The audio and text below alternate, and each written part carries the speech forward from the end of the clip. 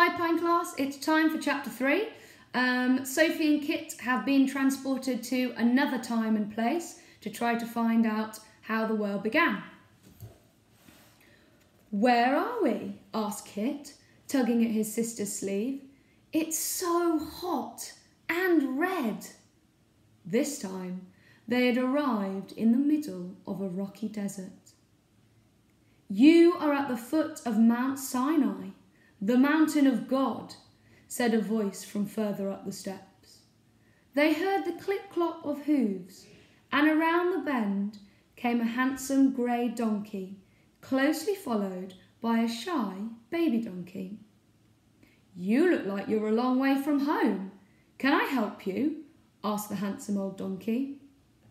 Sophie swallowed hard, and in her loudest voice asked, Handsome donkey, how was the world made?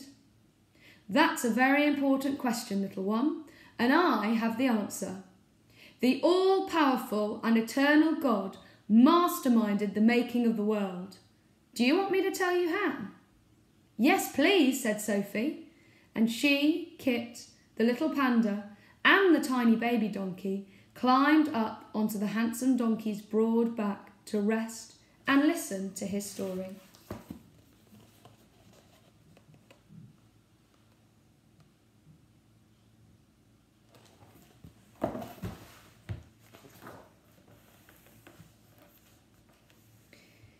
In the beginning, God said into the nothingness, Let there be light. And there was light. God named the light the day, and darkness he called the night. On the second day, God made the earth, and over it he carefully placed a vast blue sky. He stood back and admired his work. On the third day, God organised the water to make the seas, and lakes, and the earth to make solid land.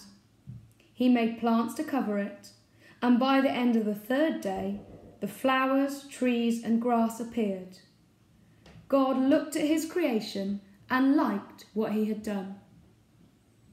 On the fourth day, God made the sun to light the day, and the moon and stars to sparkle at night. He hung them in the sky. On the fifth day, he decided to work on the oceans. He wanted things to live in them, so he created millions of sea creatures. God also made the birds to soar in the air. On the sixth day, God added more creatures to the land. He made lions, tigers, and bears. He made sheep, cows, and horses, everything from the smallest ant to the largest elephant. But what about the people? Asked Kit. When the earth was ready, God made the first man out of dust, and out of his rib a woman, and he made them to look like him. Out of dust? Exclaimed Kit. And girls made out of boys' ribs? Burst out Sophie.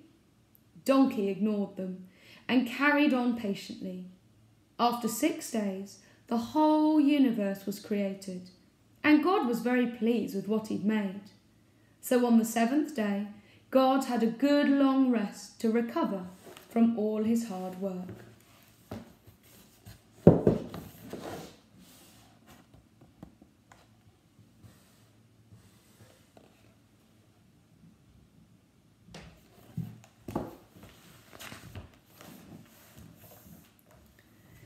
But how can this story be true if what the wise old panda told us is true? Piped up the little panda. Before they had time to think about it, Sophie, Kit, the little panda, and their new friend, the tiny baby donkey, were suddenly transported back to the bookshop. Whoosh! Mrs. Prim welcomed them back and said, I think it's time you went home for lunch. Come again this afternoon, as there are even more answers to your question. OMG, exclaimed Sophie. I really don't know now. I already have 2 answers to my question.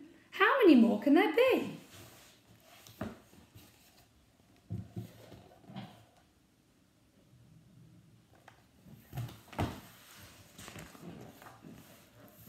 Sophie, Kit, the little panda and the tiny baby donkey ate their lunch and went back to the bookshop. But this time they were dragging their heels. "Do we have to go back to the bookshop?" complained Kit. "I want to go to the playground." "If you don't come, you'll never find the answer, and you'll remain a silly old banana head forever," said Sophie, stamping her foot. Kit hung back and shouted, "I'm not coming!" But as he saw the others turn the corner, he quickly ran after them. For the second time that day, Mrs. Prim took them to the secret room. As they looked up at the bookshelves, Sophie repeated her question, this time in a slightly quieter voice. "Books of wisdom, please can you tell me, how was the world made?" This time, no book shook, and no scroll flew down from the shelves. Worried, Sophie turned to Mrs. Prim. "Why isn't anything happening? Have the books run out of answers?" Mrs. Prim said, "Close your eyes tight and listen as hard as you can. I think something is trying to talk to you." As they all listened, a deep sound filled the passageway.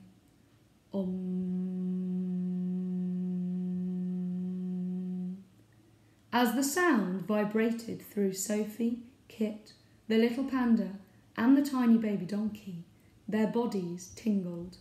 Whoosh! Suddenly, they were transported to another time and another place.